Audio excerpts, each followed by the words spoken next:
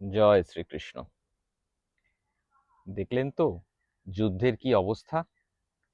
একদিকে ইরানে কত ধ্বংসলীলা চলছে, আবার আমেরিকারও অবস্থা কিন্তু খুব একটা ভালো নয়। অবশ্য আমরা যা যা দেখছি তা তো অনেক দূর থেকে দেখছি, তাই না? আমরা এখানে ভারতে বসে খুব বেশি হলে সোশ্যাল মিডিয়া দেখছি, নিউজ চ্যানেল দেখছি, বা প্রিন্ট মিডিয়া, নিউজ পেপার পড়ছি কখনো কখনো। কিন্তু অ্যাকচুয়ালি ওখানে ঠিক কি কি অবস্থা, তা যদি আমরা ওখানে থাকতাম তাহলেই বুঝতে পারতাম। এত দূর থেকে কি অত কথা বোঝা যায়? তাহলে ভেবে দেখুন তো ওই দেশের মানুষগুলোর কি অবস্থা, বিশেষ করে যারা ডিরেক্টলি অ্যাফেক্টেড হচ্ছে, যেখানে এত বম পড়ছে, মিসাইল পড়ছে, এত প্রত্যেক দিন আঘাত আসছে। দেখবেন নাকি? জানবেন নাকি? চলুন তাহলে আমরা আজকে ইরানে যাই। যাবেন ইরান? চলুন। আপনি যাবেন? চলুন। আপনিও যাবেন? হ্যাঁ, যার যার ইচ্ছে চলুন, অনেক জায়গা আছে। না, আমরা যাব না, ফ্লাইটে যাব না। আমরা পুষ্পক রথে যাব। পুষ্পক রথে যাবেন তো? ঠিক আছে, তাহলে সবাই উঠে পড়ুন। স্টার্ট দিচ্ছি। রেডি সবাই? চলুন। সো ইরান ইরান ইরান কোন দিক দিয়ে? ইরান, এই তো ইরান। চলুন নেমে পড়ি। টুম। ইরানে নেমে পড়েছি। সবাই নেমে পড়ুন। চলুন দেখি ইরানের কি অবস্থা। এই দেখুন চারিদিকে কত ধ্বংসলীলা, কত মানুষ মারা গেছে, কত ঘরবাড়ি ভেঙে পড়েছে।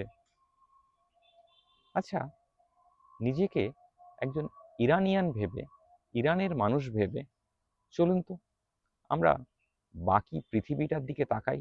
এই পৃথিবীটা কেমন?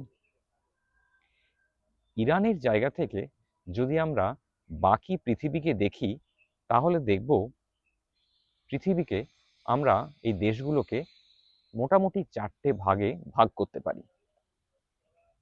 প্রথম ভাগ হচ্ছে যারা ডিরেক্টলি অ্যাফেক্টেড ইরানের ক্ষেপণাস্ত্র, বোমা বা বিভিন্ন টাইপের আক্রমণে। কারা ডিরেক্টলি এফেক্টেড? যেমন ইসরায়েল তো বটেই, তার সাথে সাথে মেনলি এফেক্টেড কারা? যারা প্রত্যাঘাত করতে পারছেই না, যেমন মিডল ইস্ট কান্ট্রিগুলো, যেমন ধরুন সৌদি আরব, সংযুক্ত আরব আমিরশাহী বা ইউনাইটেড আরব এমিরেটস, যেমন ধরুন বাহারিন, কাতার, এরকম আরো যে দেশগুলো আছে তারা কিন্তু খুব এফেক্টেড। এবং তারা তো সম্ভবত আমেরিকার ভরসায় এতদিন বসেছিল যে আমেরিকা বিপদে বাঁচাবে, কিন্তু আমেরিকার জন্যেই যে তাদের কোনোদিন বিপদ আসবে সেটা হয়তো তারা কখনো ভাবেনি। সেই কারণে সম্ভবত তাদের নিজেদের অস্ত্রশস্ত্র বিশেষ কিছুই নেই, তাই তারা প্রত্যাঘাত করতেই পারছে না। তবে হ্যাঁ, মাঝে মাঝে ভয় দেখাচ্ছে, আর একবার মারলেই কিন্তু আমরা মারব। কিন্তু আরো অনেকবার মারার পরেও তারা খুব একটা মারতে পারছে না। তারা হলো প্রথম গ্রুপটা, যারা হলো আর্ত গ্রুপ। আর্ত, হুম। যেমন ধরুন আর্ত গ্রুপ কারা? যারা খুব যন্ত্রণা ক্লিষ্ট মানুষ, যারা নিজেরা উঠে দাঁড়াতেই পারছে না, তারা শারীরিকভাবে হোক, মানসিকভাবে হোক, আর্থিকভাবে হোক, সামাজিকভাবে হোক খুব পিছিয়ে পড়া মানুষ, তারা হলো আর্ত গ্রুপ। তারা কিন্তু প্রত্যাঘাত করতে পারছে না, তারা নিজেদের উঠে দাঁড়ানোর ক্ষমতাই নেই, সেই গ্রুপটা। দ্বিতীয় আর একটা গ্রুপ, যার মধ্যে ভারতবর্ষ পড়ে, চায়না পড়ে, সাউথ কোরিয়া পড়ে, জাপান পড়ে, যাদের মেন জ্বালানিটা তেল, গ্যাস, এই সব কিছু মোটামুটি উম, ওই প্রায় 60-70% কি 80% হরমুজ প্রণালী দিয়ে আসে। যে হরমুজ প্রণালী বন্ধ হয়ে যাওয়ার ফলে এই দেশগুলো বেশ বিপদে পড়েছে। তার ফলে যে দেশগুলো পুরো ভেঙে পড়েছে তা নয়, কিন্তু এই দেশগুলো যদি থাকতো একটু, মানে হরমুজ প্রণালী খোলা থাকলে এই দেশগুলোর কিন্তু খুব সুবিধে হতো। তারা হয়তো অল্টারনেটিভ সোর্স কোনো না কোনো বের করেই নেবে, এগুলো না হলেও, হরমুজ প্রণালী না থাকলেও। তো সময় লাগবে, তার মাঝে একটু খারাপ সময় যাবে, কিন্তু ওটা থাকলে, খোলা থাকলে এই এই দেশগুলোর খুব সুবিধে হয়। এরা হচ্ছে অর্থার্থী গ্রুপ। এই নামগুলো কেন বলছি একটু পরে আলোচনা করব।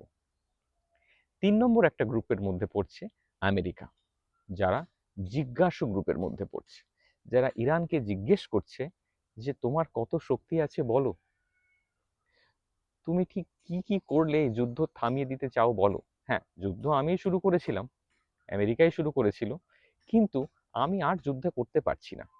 তোমাকে আমি অ্যাসেস করতে ভুল করেছিলাম যে তোমরা কতটা প্রত্যাঘাত করতে পারো। ভেবেছিলাম লিডারশিপের আপার পার্টটাকে যদি কোনোভাবে আমরা মেরে ফেলি, তাহলে বোধহয় পুরো ইরান আমাদের দখলে চলে আসবে। কিন্তু আমাদের ক্যালকুলেশন ভুল হয়েছে, সুতরাং আমাদের ছেড়ে দেমা কেঁদে বাসি অবস্থা। তো সেই জায়গা থেকে আমরা ইরানের কাছে জানতে চাইছি বারবার যে তোমরা ঠিক মিনিমাম কি কি শর্ত মেনে নিলে আমাদেরকে ছেড়ে দেবে এবারের মতো। আমরা আর যুদ্ধ করব না, আমরাও একটু মান সম্মান নিয়ে ফিরতে দাও, মান সম্মান তো আছে আমেরিকার, সেটা একটু ফিরতে দাও, আর তোমাদেরও আমরা কিছু আর খুব একটা ঝামেলা করব না, চলে যাব। এটা জিজ্ঞাসু গ্রুপ। আর 4 নম্বর গ্রুপ হচ্ছে জ্ঞানী গ্রুপ। জ্ঞানী কারা? যারা ইরানের সাথে নিজেদেরকে খুব আত্মস্থ মনে করছে। যেমন ধরুন রাশিয়া। যেমন রাশিয়া ইউক্রেন ওয়ারে যুদ্ধে রাশিয়াকে গোপনে প্রচুর ড্রোন সাপ্লাই করেছিল বলে জানা যাচ্ছে ইরান বিভিন্ন সূত্র থেকে। ঠিক সেই কারণেই ইরানের বিপদেও কিন্তু রাশিয়া অনেক যুদ্ধাস্ত্র দিচ্ছে বলে শোনা যাচ্ছে, বিভিন্ন স্যাটেলাইট থেকে ইমেজ দিয়ে টেকনিক্যাল সাপোর্ট দিচ্ছে বলে শোনা যাচ্ছে।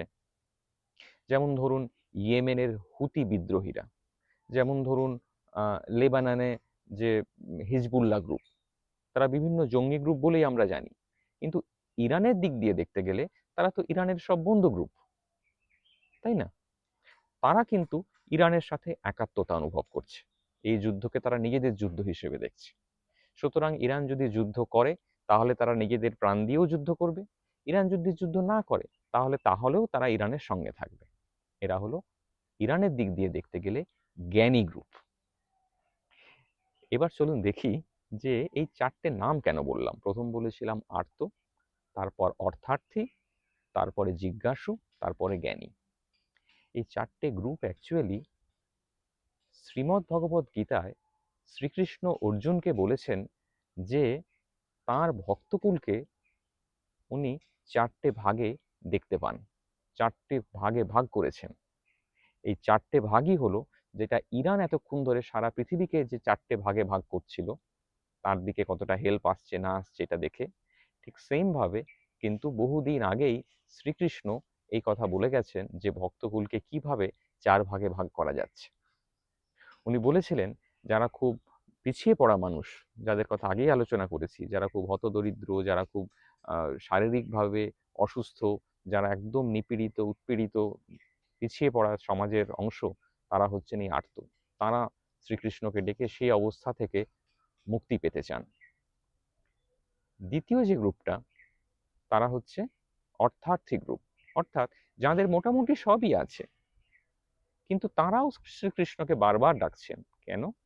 তারা আরো বেশি অর্থ লাভ করতে চান, তারা আরো বেশি ক্ষমতা লাভ করতে চান, তারা আরো বেশি শক্তিমান হতে চান, বলশালী হতে চান, প্রভাব প্রতিপত্তি বাড়াতে চান। তৃতীয় গ্রুপ হচ্ছে জিজ্ঞাসু গ্রুপ। সেই ভক্তরা যারা শ্রীকৃষ্ণকে জানতে চান যে এই মানুষটা কে, বা ইনি কি সত্যিই মানুষ না কোনো শক্তি, ইনার কি এটাই রূপ না অন্য কিছু, এই জানার যে ইচ্ছে আছে যাদের মধ্যে, তারা হচ্ছে জিজ্ঞাসু গ্রুপ।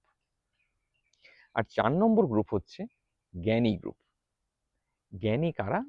যারা শ্রীকৃষ্ণের তাত্ত্বিক অবস্থাকে বুঝতে পেরেছেন, জানতে পেরেছেন এবং সেইভাবে নিজের জীবন কাটাতে চাইছেন বা জীবন কাটাচ্ছেন।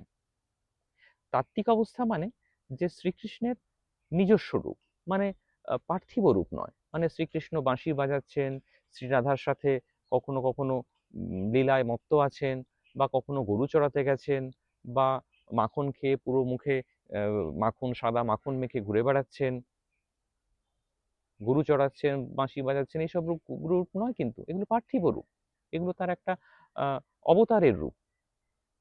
তাত্ত্বিক রূপ হচ্ছে শ্রীকৃষ্ণ যে প্রতিটা জড় বা নির্জীব বা সজীব প্রতিটা জিনিসের মধ্যে অবস্থান করছেন, তার থেকেই সবার সৃষ্টি, আর সবাই যে সেখানে গিয়েই বিলীন হচ্ছে। উনি যে আলটিমেট সোর্স অফ এনার্জি, আমাদের প্রতিটা এনার্জির সৃষ্টি, স্থিতি এবং প্রলয় বা ধ্বংস সবকিছু যে তার মধ্যে উনি আছেন, এই যে ফিলিংসটা যার যার মধ্যে আছে, এই ফিলিংস নিয়ে যারা যারা কাজ করছেন, শ্রীকৃষ্ণের দেখানো পথে যারা নিষ্কাম কর্মের মধ্যে দিয়ে জীবন কাটাচ্ছেন, তাদেরকে বলা হচ্ছে জ্ঞানী। যারা শ্রীকৃষ্ণকে নিজেকে ফিল করছেন, শ্রীকৃষ্ণের তাত্ত্বিক রূপকে ফিল করছেন।